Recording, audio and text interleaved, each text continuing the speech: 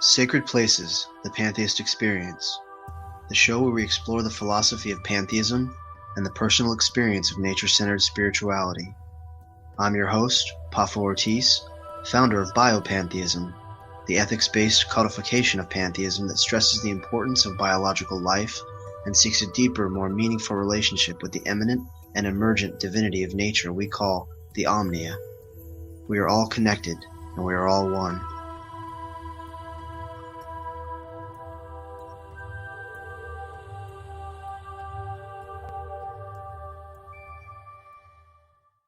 Hello everyone, welcome to Sacred Places, the Pantheist Experience, the show where we explore pantheism, atheism, philosophy, and everything in between. I'm your host, Poffo Ortiz, and joining me today will be my good friend Chandler Klebs. There's Chandler. What we want to talk about today essentially is what makes the distinction between atheism and pantheism, or more specifically, where is the dividing line between an atheist and a pantheist? Some would say that atheists believe in nothing.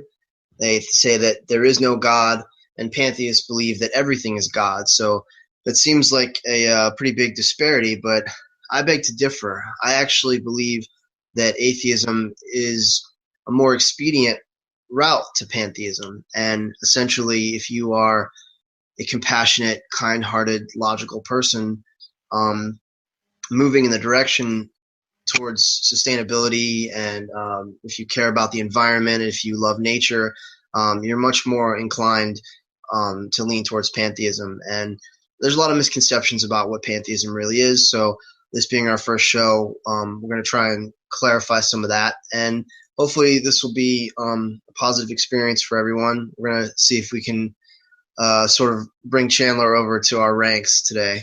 I think he's already there, but we'll see. We'll see how it goes. So and what I would like to start out saying to our audience here is that, see, my perception of pantheism, as well as the perception of many atheists when it comes to pantheism, as I'm sure you know, Richard Dawkins is famous for saying it's sexed up atheism. And, you know, as if it's like just some fancy language that people add to their existing atheism and start calling the universe God. And that's my perception. And when you look at it from that perspective, it just kind of looks stupid, you know.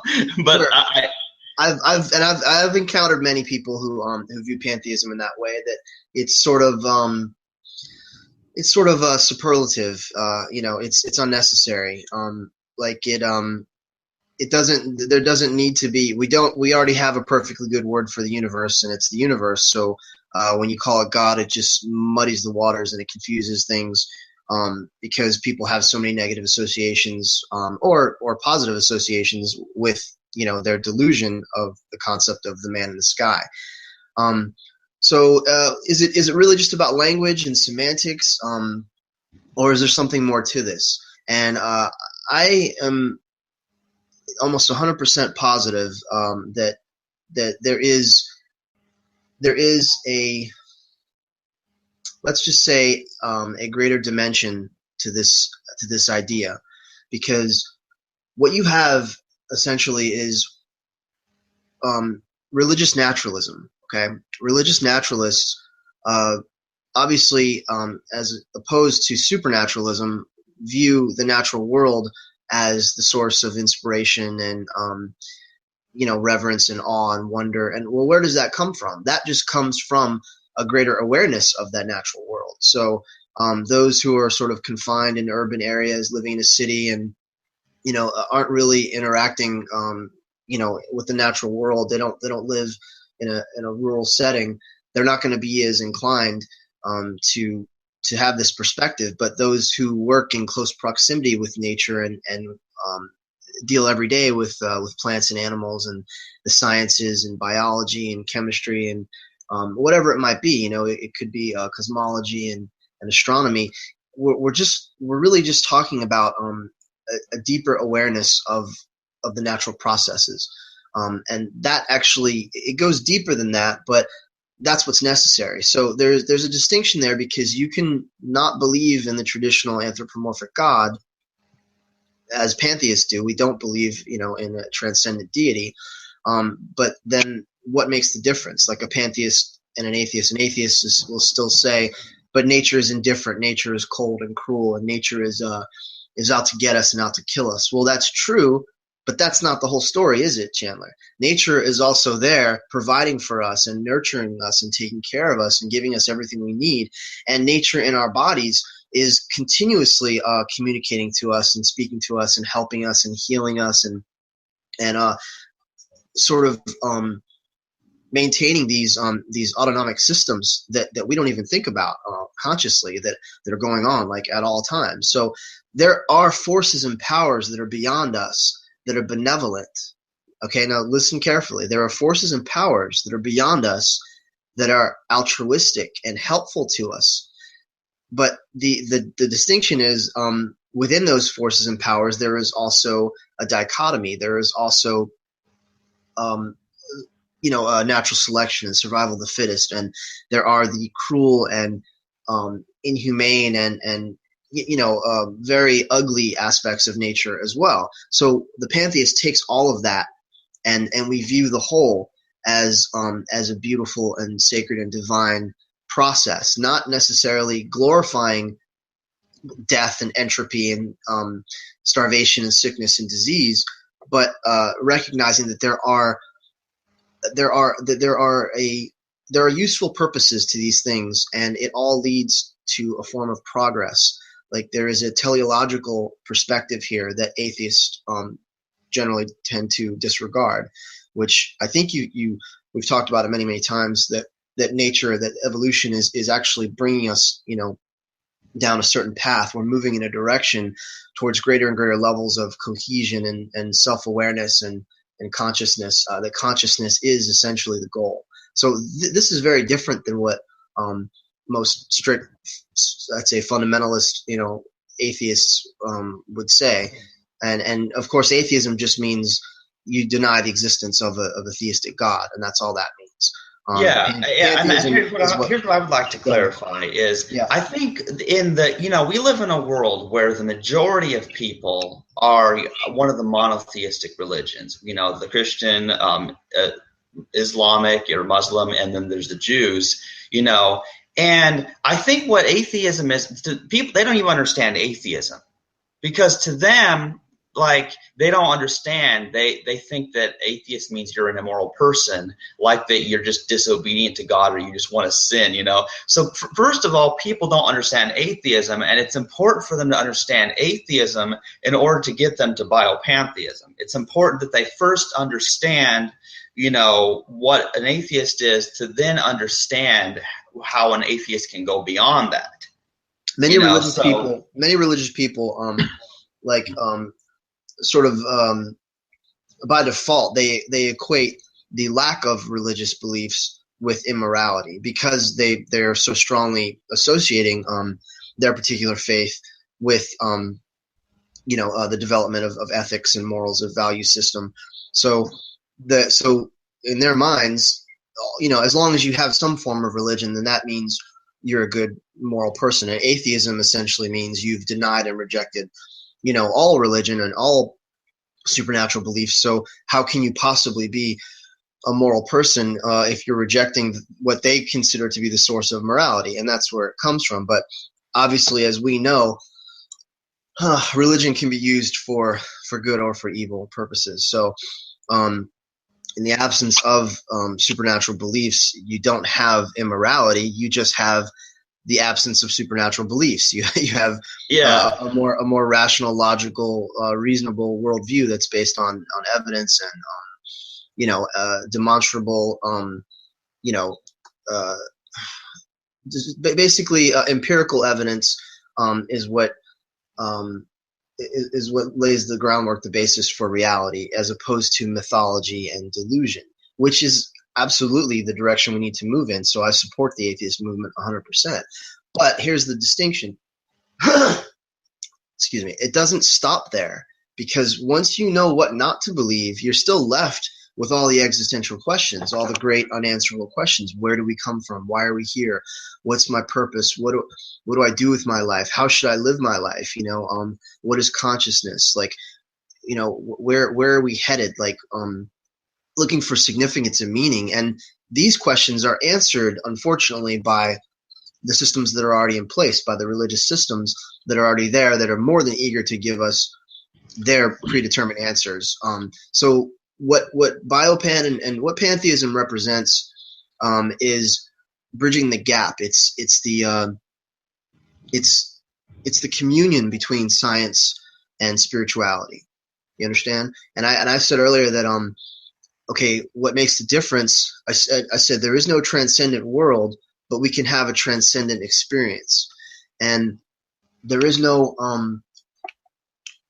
intervening personal anthropomorphic all-powerful creator, but there is a creator, and we know that it's nature, and there is a creative power, and there are forces and elements that are extraordinary and miraculous and even mystical. And so what the pantheist, and specifically what the biopan does, is he looks at the natural world and sees it for what it actually is, this miraculous, autonomous, self-organizing, perpetual system that brings about conscious life all on its own without any, without us. And so you can't say we are the pinnacle of creation, we're just of causal events, when actually these causal events are leading to greater and greater levels of self-awareness and cohesion and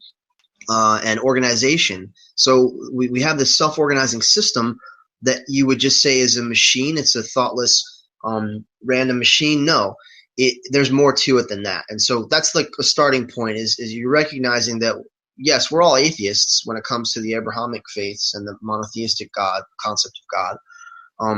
But there is something to it, because there is something that exists that is all powerful and is essentially perpetual, eternal, and is really everywhere at once. The only definition for what could possibly be omnipresent is nature. That you can't have an omnipresent God. You can't have a personal God that's everywhere at once, all at the same time. He's got video cameras up everywhere. He's got surveillance, and there's thousands of TV screens, so he's watching every single angle of everything.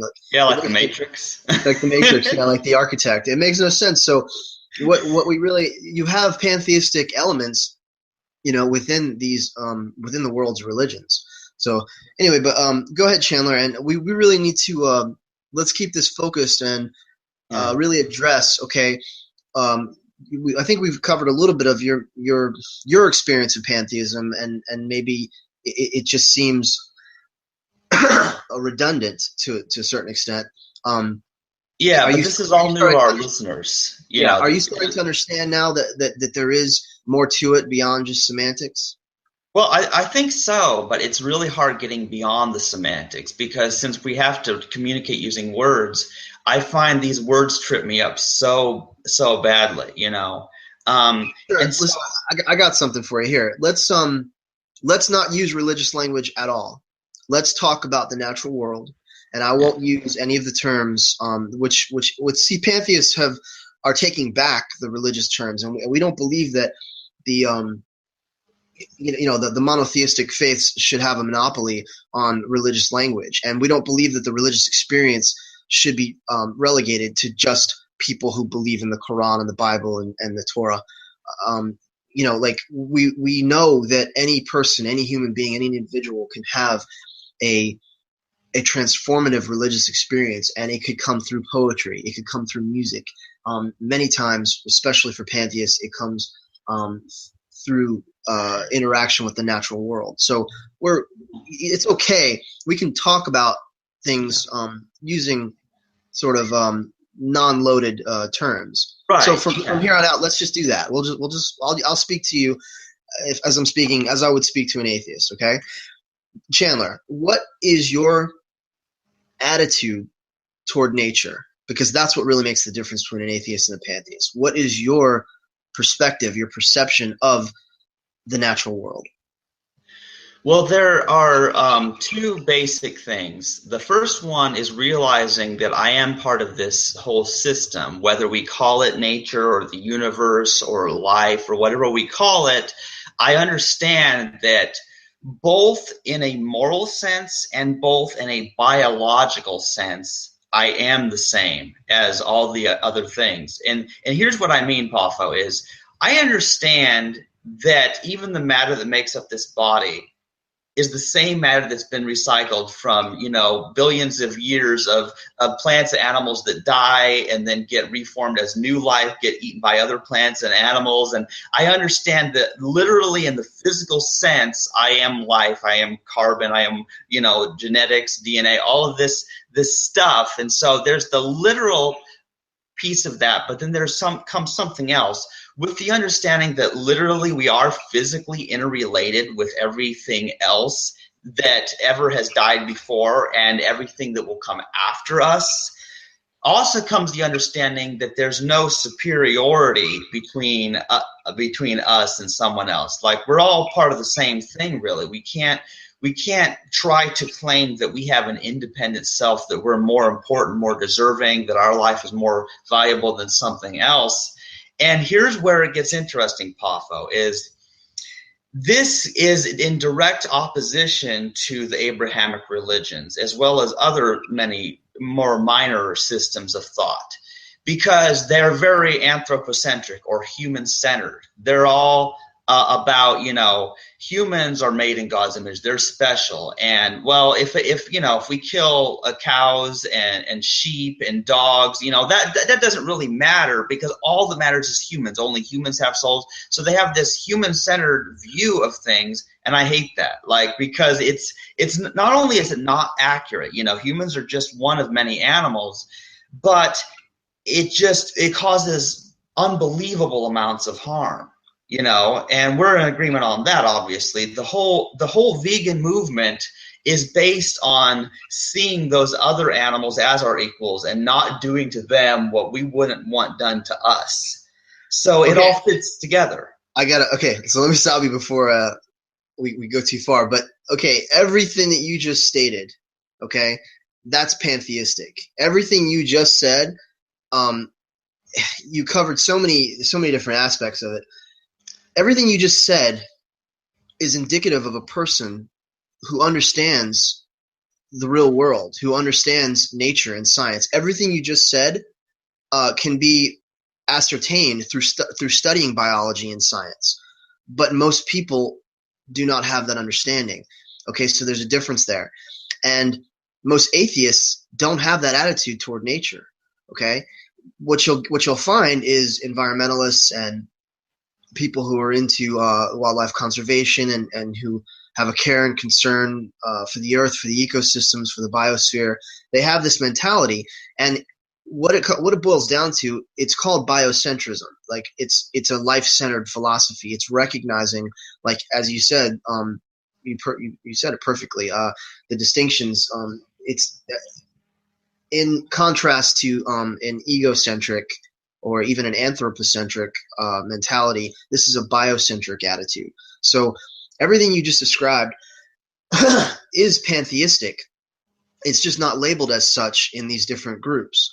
And what I'm saying is a lot of atheists don't have that attitude. They have they have a negative sort of pessimistic attitude toward nature, not necessarily toward people. Most are humanists. Most want to see us progress and evolve and are seeking equality and human rights and greater and greater greater and greater levels of consciousness, of human evolution. We're on an ascent, but specifically, this idea of interconnectedness, and you mentioned it from the very beginning of how everything is correlated, how everything relates to everything else, and this is just confirmed, by studying science and even quantum physics. We talk about entanglement and stuff like that. So this goes beyond just not believing in a creator being.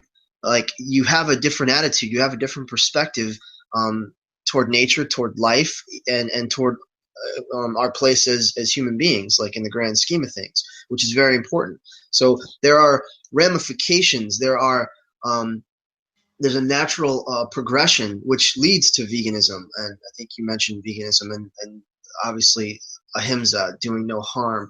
Yeah. Trying to avoid minimizing and avoiding pain and suffering as much as possible.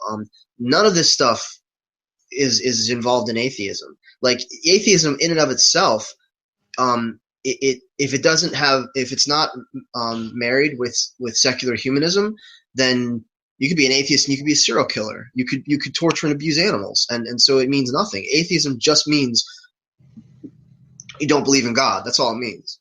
So right. Yeah. And what I'm trying to say is everything you just described. See, I'm not going to use the religious words, but let's say everything you just described, those are characteristics and attributes of nature. Okay, and those attributes of nature, and even of our own nature, of our own sort of progressive ascent into, I would say, apotheosis, but let's just say to becoming a more balanced, organism that's living in harmony with its environment and living in harmony with the other life forms around it. That all of that, okay, is not included in atheism, but all of that represents pantheism and represents the pantheistic ideal of recognizing that all things are divine, and that's what divine actually means. Is it's something that is worthy of reverence, something that is so absolutely paramount and important and significant. That's what divine actually means. It's something that is of utmost importance and supersedes all. And there is nothing more important than our biology and our interaction with the natural world, because nature is everything. Nature is what allows you to speak. Nature is what allows us to grow and evolve and adapt and survive. And nature is what protects us and fuels us and educates us. It's everything. So do you see how nature actually represents the greatest authority, the greatest source of intelligence and power? Well, I can kind of get that. However, I think what's difficult is that when we start looking at it in that sense and using even something like intelligence, which I would agree that when it comes down to a definition of intelligence, you know what I mean? I mean, what does intelligence really mean? And let's make some distinctions. Let's make some distinctions right now. Okay. Yeah. When you cut your arm and your body goes to work healing the cells, what would you call that? Would you call that benevolent? Would you call it intelligent? Or would you just call it a random, thoughtless process that has no purpose or significance or meaning? What would you call it? Well, first of all, to make things perfectly clear, there's nothing random. Nothing literally random, because everything is caused, and of course Trick would disagree with me on that, but here's the thing. Obviously we would consider that a benevolent or intelligent process, because and here's why. Because when a building or some other machine breaks down and then you've got a team of humans working together to fix that building or whatever it is, we call that an intelligent process. Beautiful analogy, man. It's a beautiful analogy. So we absolutely have to, by that same reasoning, we have to say that when our blood cells and all our body parts do that to repair the body when it's damaged, we have to also call that an intelligent process. Otherwise, we're applying a double standard that makes no sense. So let's move on. So moving on, we're in agreement. Absolutely. This is the point. We're in accord when it comes to this. There is intelligence in nature. There is intelligence that brings about balance and homeostasis. And through this constant chaotic flux of destruction and creation, there is order, and an organization comes about. Life organizes. It organizes on its own. That is a level of intelligence. Now, here's the key distinction. Within that intelligence, is there volition? Is there agency? Is there discretion? Is there a level of consciousness that is self-aware of each of the individual processes that are transpiring, that are taking place? And I would answer no, because nature is not a conscious, coherent entity. It is a collective amalgamation of incalculable, events and circumstances and situations and movements and actions. And yet, within the system itself, within the laws of nature, within electromagnetism and strong and weak nuclear force and gravity and entropy, within these laws of nature, these laws of physics, programmed in, or let's say just latent within the very fabric of reality, is the potential for all of this complexity and order and organization and beauty to come about. So think of it like that we're literally talking about an unconscious living organism that is sort of mentally and morally asleep, but running on autopilot. And the laws of nature are literally the latent memory of, I don't want to use the religious language, but let's say of the Omnia. The Omnia is my word for the universe, my word for nature, and all of the various manifestations of it. So within the Omnia is this incredible intelligence and this penchant, this proclivity toward complexity and order and organization. And that can only be described as some form of intelligence, be it conscious or not. Agreed?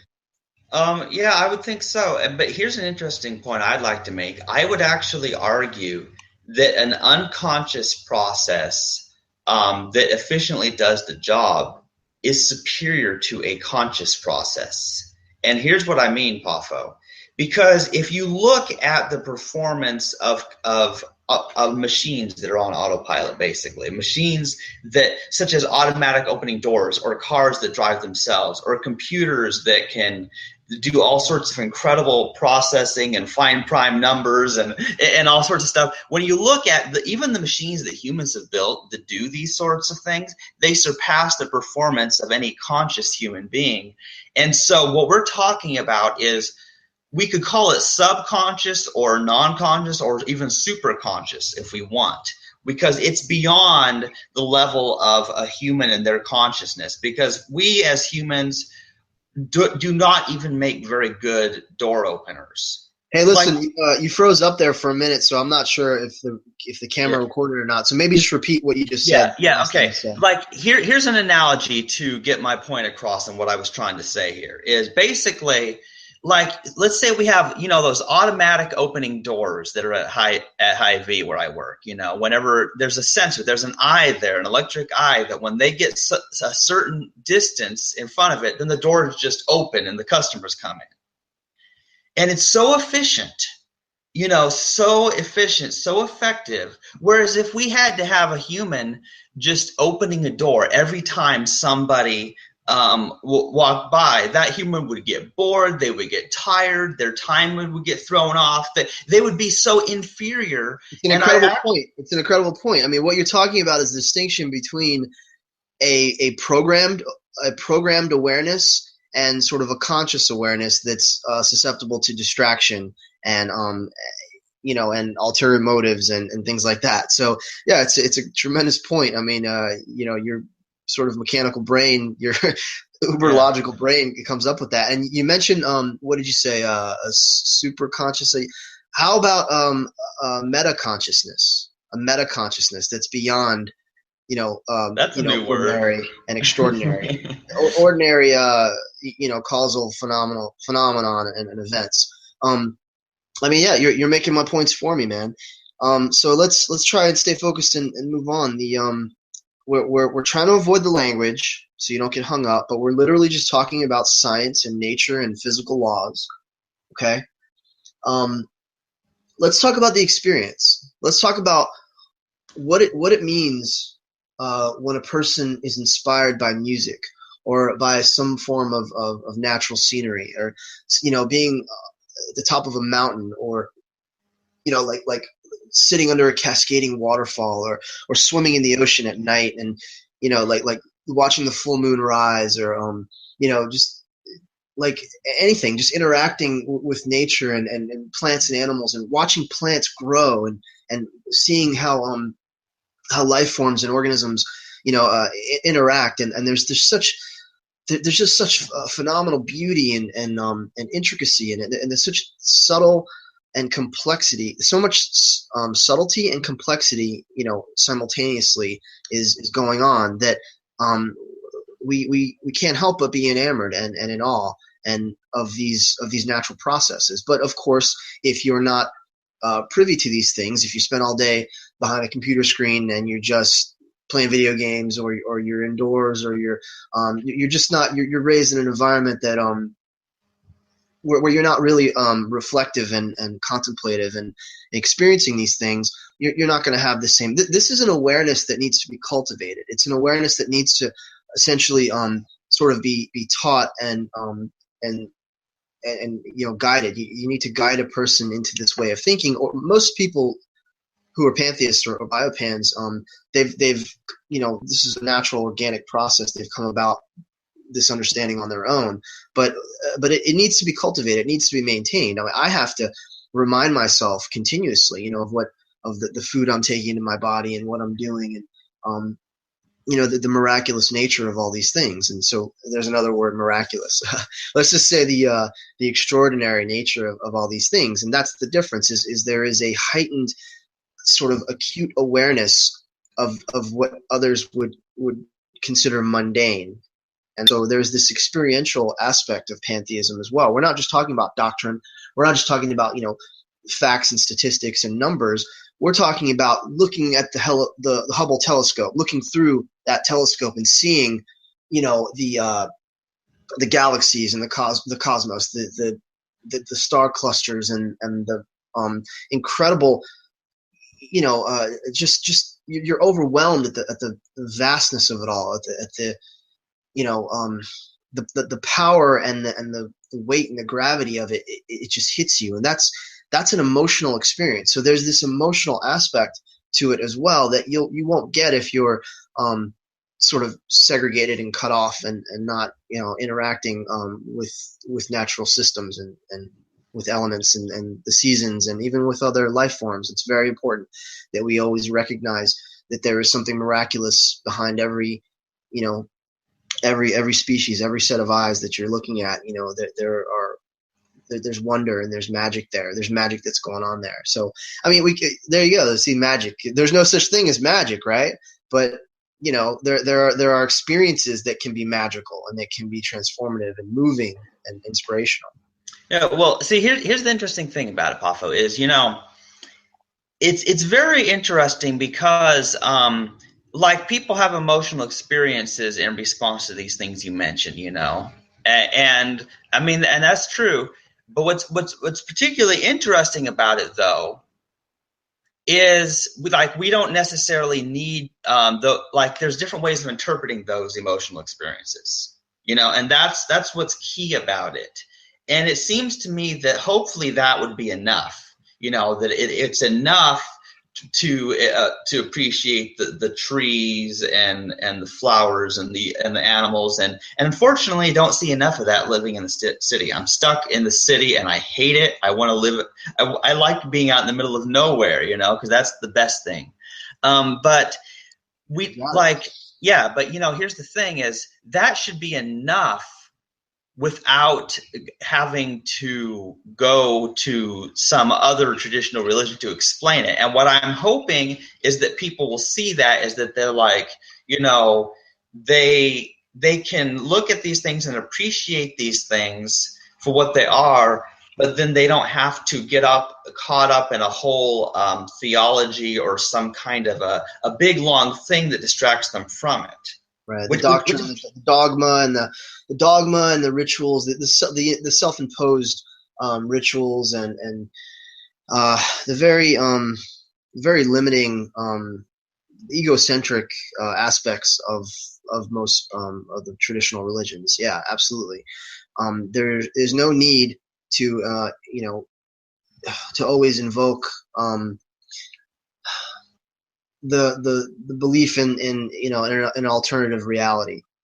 This reality, this natural world, holds more wonder and significance and importance and meaning and adventure, and it's everything that we want is here. It's on this earth. It's on this planet, or let's just say it's in the human experience, in the experience of being alive. And so pantheists recognize this, and we're not looking to an alternate realm, an alternate world. And again, just a real quick side note, that we're not discounting paranormal experiences, a lot of really odd and unexplainable phenomenon that goes on. I believe that we should investigate those. We should get to the bottom of what those things are. We're talking about like psychic phenomenon and out-of-body experiences and near-death experiences.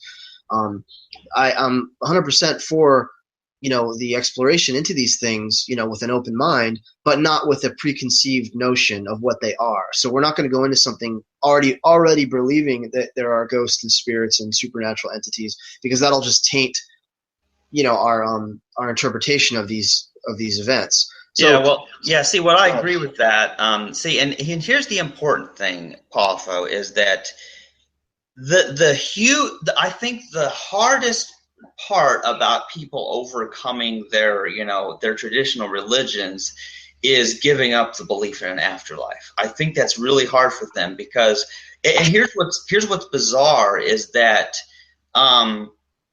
this idea of an afterlife, which of course is based on the idea that there is an us independent of the brain, independent of nature, sort of. Like, that's kind of what they seem to think. And it's also, along with that idea, comes with the idea that this world is not enough. It's almost like they're not appreciating nature here. They're not appreciating what's here, and they think that they would rather die and go to some other place that's better.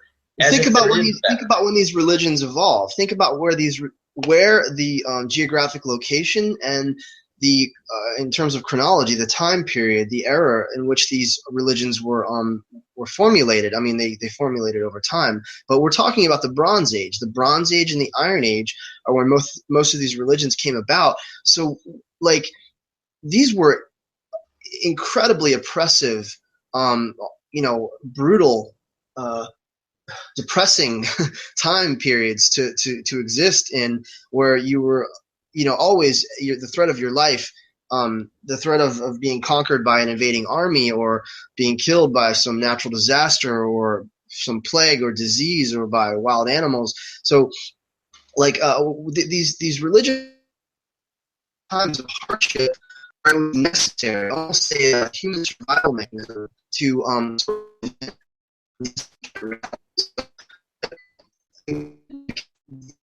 the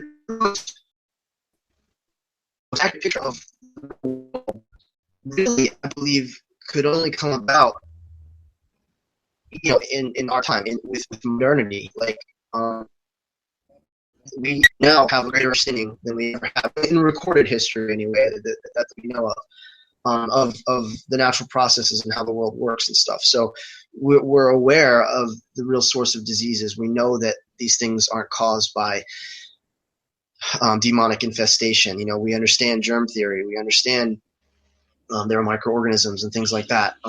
So, like, we're talking about, like, how, why do people cling? I mean, really, the question is, why are they still clinging to these myths and stories that were, founded during some of the hardest times, where it was probably necessary on some level to sort of exaggerate and maybe extrapolate and adding superstition and mysticism to it, because they didn't understand the real causes behind things. So, I mean, there's a lot of reasons for it. There's no reason for it to persist today. And then I've said there's no reason that religion, without an inordinate amount of cherry picking, how the hell could it still stand today? It's because there's a significant need, and it's because of what religions provide, and it's because they're not actually reading their holy books in their entirety. They're just picking and choosing the parts that they want. I would agree with that, Poffo, and it's very important because what I'm hoping is I'm hoping that we can get like the appreciation for nature, the good aspects that are here, without getting into like this whole thing where it's like it's okay. Now it's hard for me to explain this, but it's basically that's never good enough for them. They have to force everyone to believe that their God created the world and will punish them in some afterlife if they don't conform. And I see this religion as, this negative force where it's about shaming and guilting and scaring people into behaving a certain way. That's what ends up happening. It doesn't intend to be. I don't believe on a fundamental level that they're trying to deceive people. Well, let's say the religious leaders are for certain, because there's a monetary incentive involved. But generally, the most believers they cling to it because it's helpful on some level to them. But because there are these archaic concepts sort of built in, you end up with this guilt-promoting, sort of denigrating, this denigrating action that happens, especially with evangelical Christianity and stuff, and Islam. And so you have things that are based on guilt and fear and punishment, and a lot of a lot of like us versus them mentality. A lot of really segregating. I mean, it's just as bad as politics. It just, religions separate and divide people. Pantheism is a philosophy that could be considered a religion, but really it's just a form of spirituality that actually unites people, actually brings together all nations, all ages, all social groups, because we have this commonality, that these universal aspects that we recognize. That's I get it. Because rather than saying, "Oh, well, we're of this religion, you're of that religion, therefore you're an enemy, you're bad, you're good," instead we're all saying we're all part of the same thing. What makes us all same team is the enemy is ignorance. The enemy is ignorance and racism and bigotry and disparity between human beings and societies. I wanted to say something else. I mean, you're making all these great points. I mean, you're making the points for me, really. But let's talk about real quick another distinction, that pantheism is not so much a religion. It is a religious attitude toward nature. It is and let's say specifically in Biopan, it is not the mystifying of nature. It's recognizing that nature really is extraordinary, and there are seemingly mystical, transcendent aspects to it, and so we're going to be very careful about this. Like, there is no transcendent world, but we can absolutely have a transcendent experience, something that moves you and motivates you and taps into your deepest being and like allows you to sort of rise above your primal nature, and that gets into something else as well, is that we're not isolating parts of the human being. We're not segregating aspects of ourselves and saying this part of me is dirty and bad and undesirable, and then this part of me is good, and we're going to idealize it, and this is basically personifying the different aspects of the reptile brain and the frontal lobe, or the carnal nature, and then the spirit. Like, we're not doing that. We're embracing it holistically, and we're seeing the whole as a valuable integrated system that just needs to be further refined and developed, and that's through the process of evolution. So the damaging aspects of religion come from that, these extreme sort of these in psychology, I guess it would be called isolation, where you separate aspects, and you segregate, and you split yourself up into like all these different parts, or let's say two parts, like good and bad, and it's not like that. There are healthy and destructive behaviors, that come about. But as someone who rejects the myth of free will, that everything is causal and everything comes from a prior source or some previous influence, externally or internally. So it's a more holistic understanding of things, as opposed to such a truncated viewpoint, which is what most here's an aspect of reality that a lot of people are missing, because they don't understand the myth of free will, because they don't understand causality.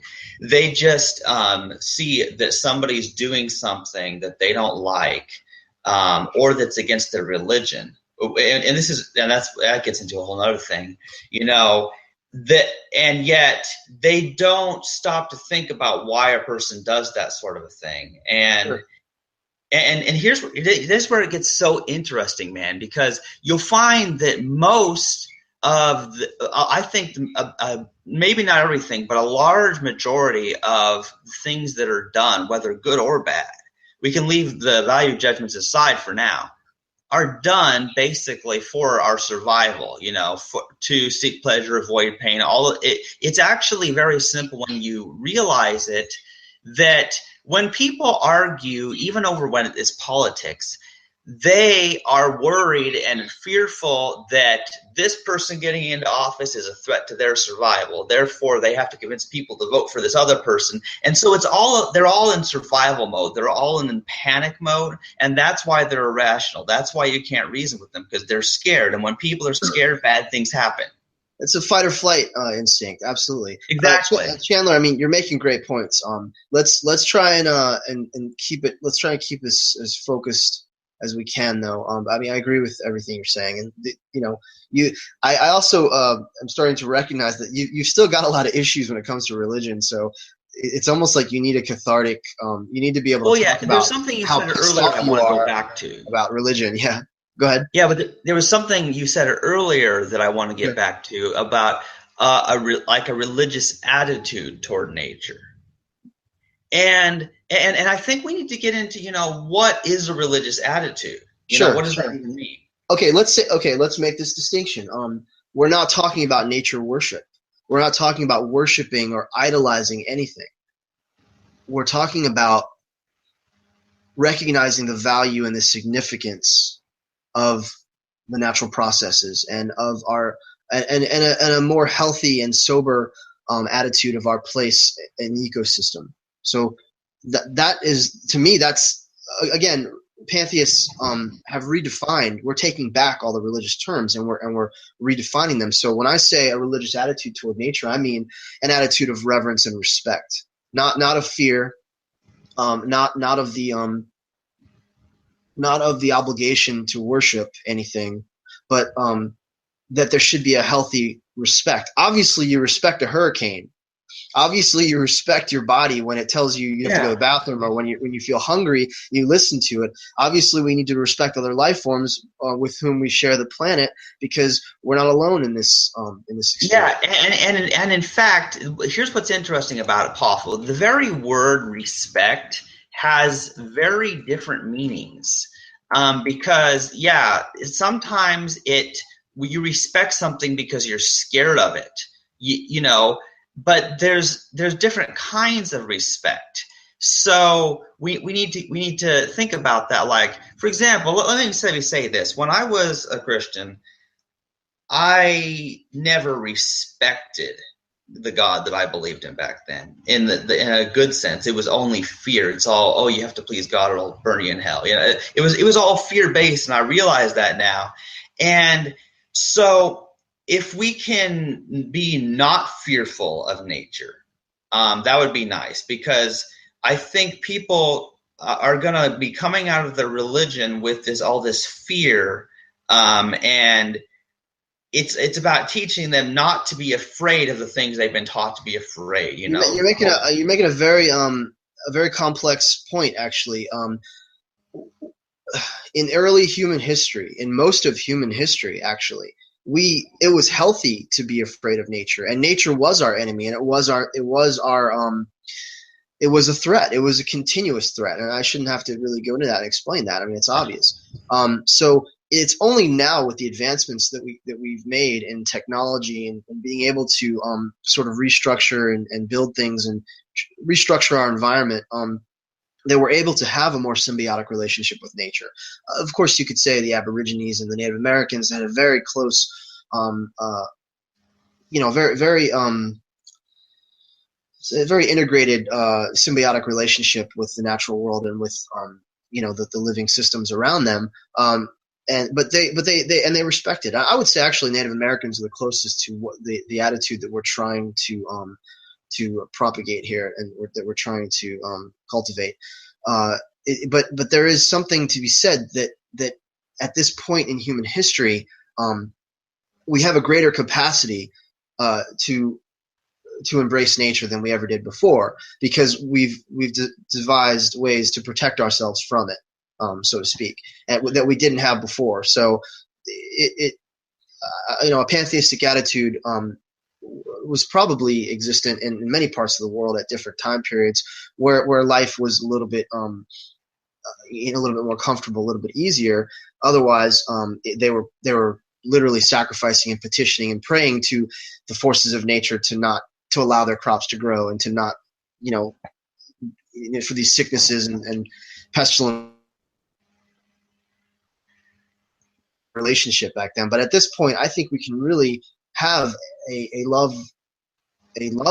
loving relationship with nature and recognize that we don't have to be angry with with the things that threaten us, because all of those things actually refine us and they strengthen us, and this is the process of natural selection and evolution. They make us stronger. They push us to grow. If there was no, I've said this before, there's no contrast, if there was no resistance, if there's no mountain to climb, I mean, your muscles atrophy and you would be weak and you would never really develop and expand and innovate. So it's very important that there is a level of resistance, but at the same time, we can alter and we can make things better now more so than we ever have before, and that boils down to our attitude of understanding and respect. Not that we should conquer and dominate nature and that it's just a resource to be used and harvested, but that it's a living system, that we're dependent on it and it is dependent on us.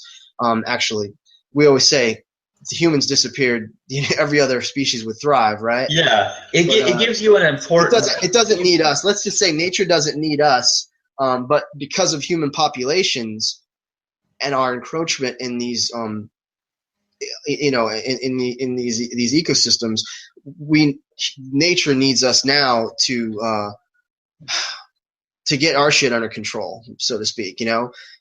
So that's the part where it needs us. It never really needed us things in perspective. It only needs us now because we've done so much damage. But there should be a relationship there, basically.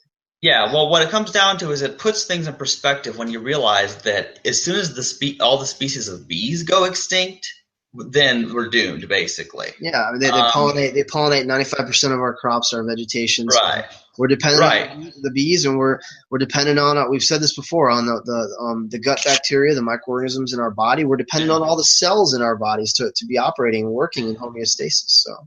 Yeah, and it's very interesting, Poffo. But when you look at it from this type of viewpoint, you start seeing that even the bacteria and the tiniest insects, they would be what I would look at as the most positive parts of life. I would view those types of things to be pretty, for the most part, like, I see certain parts of nature based on behavior as more benevolent, whereas others are more malevolent, in a certain sense. Like, let's not use the word malevolent, but let's just say a threat, sort of an unconscious threat. They are not conscious. The other aspects of nature are just doing what they're programmed to do for their own survival. They have their own prime directives, and they're just trying to survive and propagate like every other species. Yeah, see, and what I'm not doing, malevolent. It's just it may be dangerous or threatening to us, and so that comes with understanding. That we're not going to take a baseball bat and hit a bee's nest, a wasp nest, and play around. We're not going to throw rocks at a bear, a mama bear, that's watching over her cubs, because we're going to suffer the consequences. It's just a healthy understanding and an education. And here's what people don't get, Poffo, and this is something that a lot of people will never truly understand, is that I'm describing things in terms of their actual behavior. When I say that something, when a certain species or a certain animal or whatever, or a certain force, whatever is good or bad, benevolent or malevolent, what they have to understand is I'm just describing what it is. If we say what it is in relation to you, what it is in relation to our experience, not what it is intrinsically. Exactly. It's not that it's intrinsically evil. It's just scary or possibly damaging or threatening to us. Right. See, when we're infected with a bacteria or a virus that makes us sick, something like that, there's not, like, a lot of us would call that a bad thing, But I'm not saying that there's agency. I'm not saying that there's agency or choice or any of that sort of thing. Right. And that's the distinction. And that's the distinction that the pagans actually had trouble with. So they personified the various aspects of nature. So you had a god for every ailment and for every disease and for every pleasure. And so we are looking at it much more holistically, in a much more sort of rational, intellectual way. So we're in agreement. We're in agreement on all these things, and I've been talking about pantheism this entire episode, Chandler. So if you're in agreement with everything I'm saying, you see how you're actually a pantheist. You're actually more in line with pantheistic thinking than atheistic thinking. Yeah, well, I see what you're saying there, and I would agree, Poffo. The tricky part here, and here's where I think I struggle. The tricky part is because the reason that I latched onto the term atheism in the first place was because, first of all, there was no such thing. I didn't know. I'd never heard of pantheism or biopantheism. Certainly, that I'd never ever heard of that. And another reason is because because I knew of all the famous atheists. Okay, I listened to the podcasts, I watched the documentaries. And they're the smartest guys, Yeah, they end up being the most rational. Sure. Yeah, they and that's just it. Is they happen to be the smartest, most educated people. And one thing was very clear. They were just as aware of the harms inherent in Christianity as I was, what was wrong with the worldview. And so I wanted to be able to tell the world, well, I'm one of those guys. I want to say I'm not part of these religious people here. I'm part of these guys who see there's something wrong. Great point, John. So let me just say within Biopan, there is a very strong anti-theist sentiment, okay? Not within pantheism, and this makes a distinction between Biopan and the rest of the pantheist community. There is a very strong anti-religious, anti-theist, atheistic sentiment of pursuing logic and reason and basing everything on science and demonstrable evidence, and especially historical accuracy. And this is where I stand above the rest. I'll say it. I care about truth. I care about history. I care about the real origins of these religious systems. And I am absolutely 100% opposed to them as much as any atheist would be. So you don't have to stop associating yourself with atheism. You can be an atheist and a pantheist at the same exact time. Being an atheist is just literally describing your attitude toward one aspect of life, of societal culture, and that's it. So once we've got that established, be an atheist for the rest of your life. I'm an atheist when it comes to Islam. I'm an atheist when it comes to Christianity. I'm an atheist when it comes to Judaism and every other, what is it? Something like 40,000 religions that have existed. I don't believe in any of those gods. I don't believe in any of those sort of delusionary systems of glorified mythology is all they are, really. But now here's the point. Here's what where it goes further. What do I believe, Chandler? What do I believe about my origins, about the purpose of life? How do I feel about nature. That's what makes the difference. So we've already established what we don't believe and what we want to reject. And I continue to reject those things. A cat just jumped on the window, is making noise. I continue to reject those things, okay? And you can too, and you can fight against them, and with all the vehemence and ardor and gusto that you can muster up, because they need to be abolished. But I'm in the business of also teaching and promoting science and biology and astrophysics and cosmology and chemistry, and especially ecology and understanding of natural systems. So let's talk about that. Let's keep it focused and let's talk about that. Natural systems are the most important subject because we are dependent upon them, and we are intimately entangled, in these processes. So that's where our focus really should be, and our attitude towards them will sort of dictate where we go in life, like the direction we move in. If we're going to be environmentalists, if we're going to recycle, if we're going to not pollute, how we treat other animals, other life forms, other non-human animals. It's very important. It's the most important thing, and that's not included in atheism, and that's not included in pantheism. It's only in biopan do all of these sort of these sentiments and important topics sort of collide in a synchronistic fashion. Yeah, well, and here's the deal: we've covered so much ground, but I am running out of time, man. And so we're gonna this is gonna be an ongoing discussion. Let's make this part one, and we'll have a part two like later on when you're free, and we'll just continue.